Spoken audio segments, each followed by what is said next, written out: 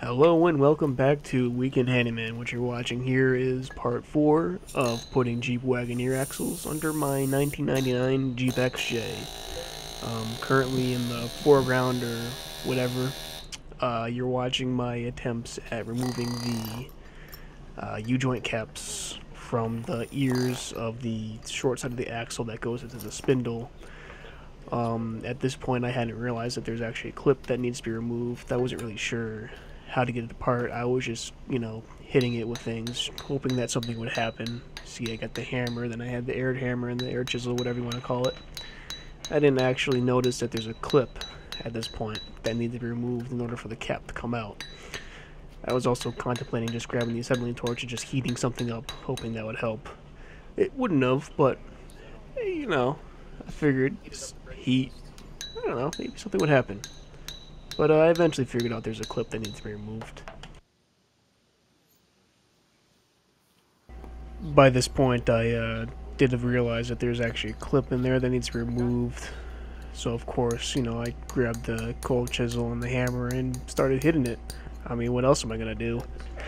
The hammer is the only option ever, let's be honest. I'm working on a Jeep. So, of course, it eventually slipped off. As you can see there, I tried to grab it off. Of course, it didn't work. So I needed to do some more hammering. Just had to fiddle with it a little bit. The cold chisel eventually went in there, and I was just sort of able to pry it out. And all of a sudden I'm looking like, oh, that's how that works. And on to the next step, which of course is the acetylene torch. What else would it be?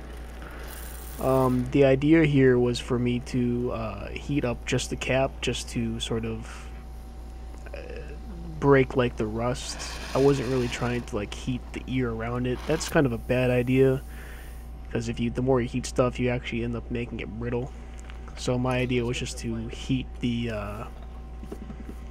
cap in the middle, just to sort of cause thermal expansion, and then my idea was to break the rust, which did eventually happen because I just grabbed the air hammer here and it wiggled its way out, and it was able to come out. Just wait for it. Oh, wait, there it is. And I got the caps out, just like that. Here's the process again, but this time on the other axle that goes to the spindle, and also sped up a little bit per se. First is removing the little clip with an with a cold chisel and a regular hammer. My assistant here has a little bit of trouble with, but he eventually gets it. Somewhere in there.